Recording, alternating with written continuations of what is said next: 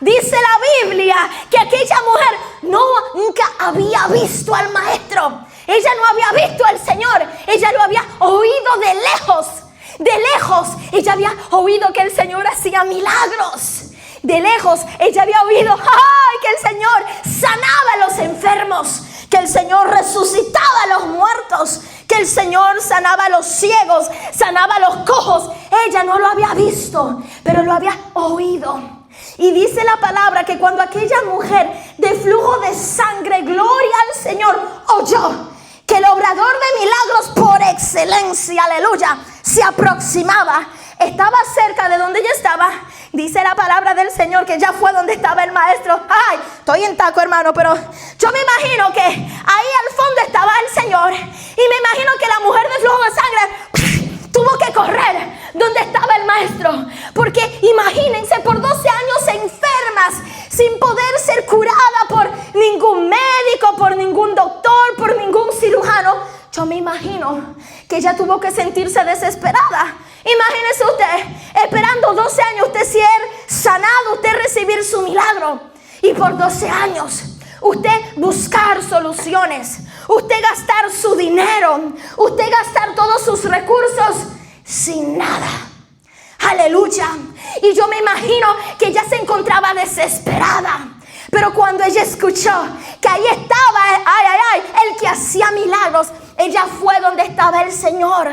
Y dice la palabra de Dios que cuando la mujer que padecía por 12 años de un flujo de sangre, donde nadie podía tocarla, porque en aquellos tiempos la gente pensaba, gloria al Señor, que toda persona que tenía un derrame sanguíneo, gloria al Señor, fuera de su periodo menstrual, oigan esto, era considerado en aquellos tiempos como una persona impura. Y nadie quería acercarse hacia la mujer de flujo de sangre. Usted sabe, hermano, lo que es esto. Vivir por 12 años como una persona maldita, donde nadie te quiera tocar, donde nadie quiera hablar contigo, donde nadie se te quiere acercar porque todo el mundo la veía como una mujer impura. No es que era ella impura, no lo era. Lo que pasa es que era en la antigüedad la gente consideraba a toda persona que tenía, ¿verdad?, un derrame de sangre fuera del periodo menstrual, lo consideraban como personas impuras. Gloria al Señor, ella no la aceptaban en la sociedad como ella estaba. Sin embargo, aunque ella se encontraba desesperada, había algo que ella no había perdido, y era su fe. En aquel momento ella no recibió una invitación. Nadie le dijo, ¡wey! Amada, amiga, hermana, ahí está Jehová, el sanador, el obrador de milagros. Nadie le dijo, el Señor llega el lunes a las 7 de la noche y se quedará hasta las 9 de la noche. No, ella no recibió una invitación. Nadie se lo dijo porque nadie hablaba con ella. Nadie se acercaba a ella. Pero cuando ella oyó, ella se acercó con fe al Señor. Y dice la palabra, aleluya, que cuando ella tocó el borde, ella no arrancó el borde del manto del Señor, ella lo tocó. Y tan solamente cuando ella tocó el borde del manto del Señor, dice la palabra que al instante, al tocar el borde del manto del Señor, fue sanada. Aleluya, gloria al Señor.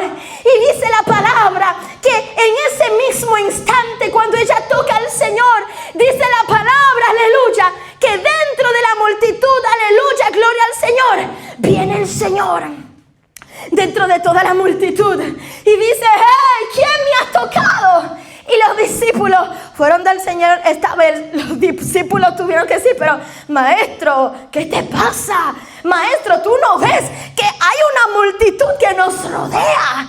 Aleluya, pudo haber sido cualquier persona que te ha tocado. Pero el Señor, el Señor dijo, no, yo quiero saber quién me ha tocado. Porque esa persona que me ha tocado, yo sentí poder que salió de mí. Porque fue un toque de fe. Fue una persona que tocó mi manto con fe, que sabía que yo la podía sanar. Aleluya. Oh, Dios mío, Padre. Y dice la palabra del Señor que cuando la mujer, aleluya, había escuchado que el Señor estaba buscando quién lo había tocado, ¿usted cree que la mujer de flujo de sangre se escondió? No. Ella fue donde estaba el Señor. y le dijo, soy yo, Padre. Y el Señor, tan misericordioso, tan amoroso, tan clemente, tan pasivo con sus hijos, viene el Señor y le dice, mi hija, tus pecados te son perdonados. Mi hija, aleluya, ya tú estás sana, gloria al Señor. Y la mujer se va con su milagro. Y este no es el único milagro, porque Dios es capaz de sorprenderte. Te voy a decir algo, aleluya. En un solo instante, Dios es capaz de cambiar tu circunstancia. En un solo instante, Dios es capaz de cambiar tu situación. Y te voy a decir algo. La Biblia dice, en el libro de Juan, capítulo 14, verso 1, donde viene Dios y dice, no dejen que se les llene el corazón de angustia. A veces hay problemas que te van a superar a ti. Hay montañas que van a ser más grandes que tú. ¡Ay! Pero te traigo buenas noticias. Los problemas que te superan a ti no superan a Dios. ¿Dónde está el pueblo que le da un aplauso a Jehová? No, si ese aplauso, dáselo con vida. Vine a traerte buenas noticias en esta noche. Tus problemas te pueden superar, pero no superan a Dios. Tus tribulaciones pueden ser grandes, pero no más grandes que Dios. Por eso viene Dios. En el libro de Juan, capítulo 14, verso 1, donde el Señor dice, no dejen que el corazón se les llene de angustia. Confíen en mí, confía en Dios. A veces tu corazón se angustiará, a veces tu corazón se turbará, a veces tu corazón se frustrará, cuando quizás tú estarás orando, pidiéndole al Señor un milagro. Tú estás trabajando para ver ese milagro, pero usted está ahí parado entre la espada y la pared, no viendo resultados. Pero usted, aleluya, se aferra a algo. Usted sabe que la Biblia dice que sin fe es imposible agradar a Dios. La Biblia dice, Dios mío, que no vivimos por vista, vivimos por fe. Y a veces usted estará ahí orando, ayunando, peleando, diciéndole, Señor, yo te creo a ti. Señor, la montaña que yo estoy viendo no se compara con lo que tú eres capaz de hacer.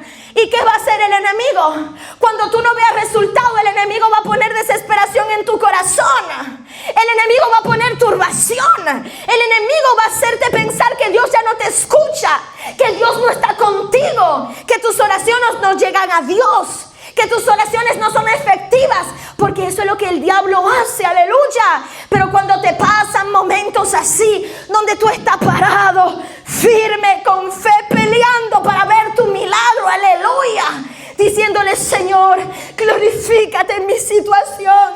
Dios mío, revélate a tu hija, revélate a tu hijo, Padre. Tú sabes lo que yo estoy pasando.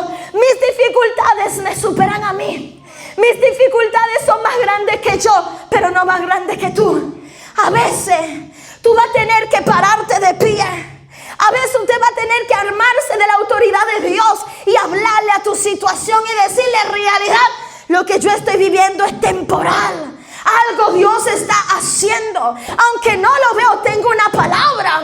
Hay una adoración por ahí que dice, yo no lo tengo, pero lo creo. Yo no lo tengo, pero lo creo porque hay una palabra. Ay, Dios mío, Padre, Abraham tenía 75 años. Tenía una promesa de tener hijos, pero no había tenido hijos. Pero él tuvo tanta fe que Dios se glorificó. Y después de 25 años aproximadamente, recibió su milagro. No te estoy diciendo que Dios se te va a revelar en 25 años, no. Porque Dios se revela, Dios se manifiesta, Dios se glorifica en cada persona de manera distinta. Pero lo que yo quiero que tú entiendas en esta noche, que no importa lo que tú estés atravesando, mira, no pierdas la fe. Aunque usted tenga el corazón adolorido, ten fe. Usted sabe lo que es una persona con fe. Una persona con fe sigue para adelante aún con el corazón lastimado y herido, porque sabe que Dios no lo va a dejar desamparado. ¿Con quién vine a hablar en esta noche? Una persona con fe es una persona que aunque esté pasando procesos, batallas. Es una persona que dice: Padre, desde el proceso mi alma te va a adorar, porque cada proceso me están aproximando a mi destino profético. Ay, ¿dónde? No. Si ese aplauso, dáselo con vida. Es tiempo de tú levantarte.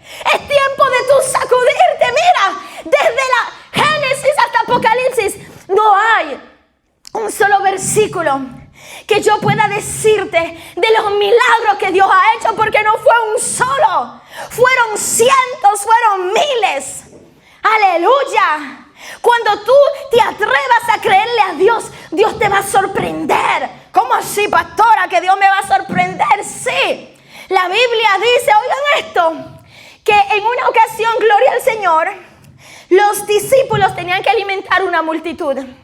Pero los discípulos tenían 5 panes y tenían 2 peces y tenían que alimentar una multitud.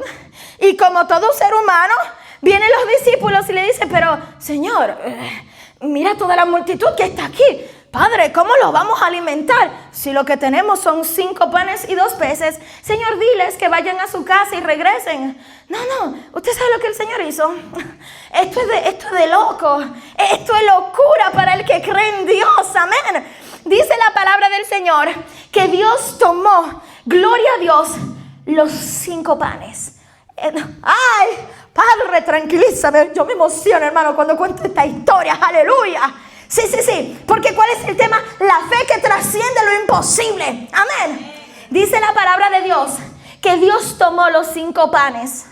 Dios tomó los 2 peces. Oigan lo que Dios hizo. Dios lo miró. Y Dios lo bendijo. Y dice la palabra del Señor que cuando Dios miró y los bendijo, de 5 panes a 2 peces, Dios pudo alimentar a una multitud. ¿Se lo digo o no se lo digo? Amén. De 5,000 personas. Hay estudiosos de la palabra, comentaristas bíblicos, que dicen que no fueron 5,000 personas, que fueron mucho más, que fueron aproximadamente de dentro 10,000 a 15. Dios mío, qué locura. De 10,000 a 15,000 personas. Qué fe de loco. Ay, qué fe que trasciende lo imposible, hermano. Usted se imagina usted tener 5 panes y 2 peces y usted alimentar una multitud de 10,000, de 15,000. Pastora, ¿cómo lo vamos a hacer? No me importa cómo lo vamos a hacer, lo vamos a hacer. Porque si Dios dijo, hay que tener fe. Dale un aplauso a Dios. Ay, dile al que está a tu lado: ten fe, ten ánimo, Dios va a obrar. Aleluya. Santo, vive Jehová y vive mi alma. Dice el Señor, gloria a Dios. Ustedes recuerdan que el lunes pasado estuvimos hablando acerca del ayuno. Amén.